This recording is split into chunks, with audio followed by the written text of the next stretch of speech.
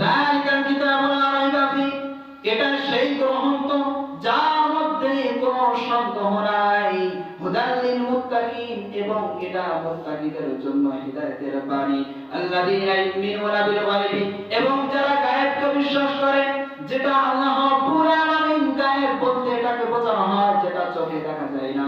জান্নাত জাহান্নামকে না দেখে বিশ্বাস করে, রব্বুল আলামিনকে না দেখে বিশ্বাস করে, যারা রব্বুল আলামিনের নিয়ামতকে না দেখে বিশ্বাস করে, তারা হলো প্রকৃতভাবে ঈমানদার। ওয়াকিমুনাস সালাত, এবং সালাত কায়েম করে, সালাত বাস্তবায়ন করে। সালাত শুধু নিজে পড়ে না, সালাত নিজে পড়ে এবং তার পরিবারের ভিতরে, তার সন্তানের ভিতরে, সমাজের ভিতরে বাস্তবায়ন করে।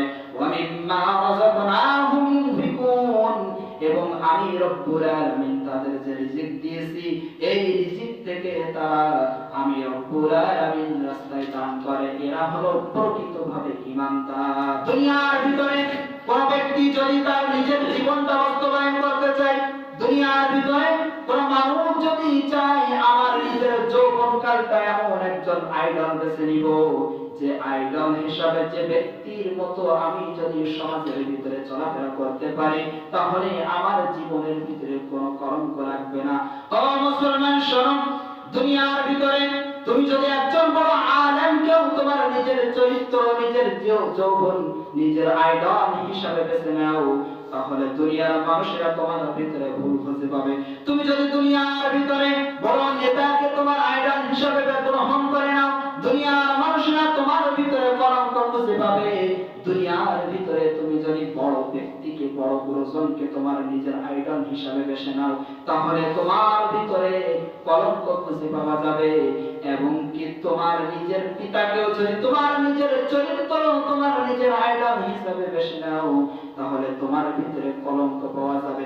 কিন্তু এমন একজন ব্যক্তির কথা আল্লাহ তাআলা বলেছেন কোরআনুল কারীমের ভিতরে, ও দুনিয়ার মানুষেরা শোনো, তোমরা যদি এই ব্যক্তিকে নিজের জীবনের সাথে বাস্তবায়ন করতে পারো, তোমাদের নিজের জীবনের সাথে আইডল হিসাবে গ্রহণ করতে পারো, আল্লাহ তাআলা বলেছেন শোনো শোনো, এমন একজন ব্যক্তি যার জীবনের আগে এবং পরের সমস্ত গুনাহ আমি আল্লাহ তাআলা maaf করে দিয়েছি।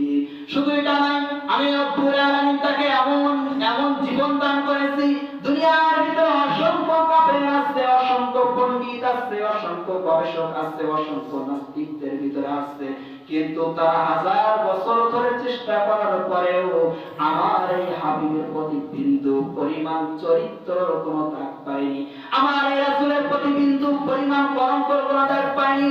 ও দুনিয়ার মানুষেরা, তোমাদের বলছি শোনো, তোমরা যদি এই রাসূলকে নিজের জীবনের সাথে আইডল হিসাবে গ্রহণ করতে পারো, তাহলে রব্বুল আলামিন তোমাদের জীবনকে ইহকাল ও পরকাল দুইটা রব্বুল আলামিন কামিয়াবি করে দিবে।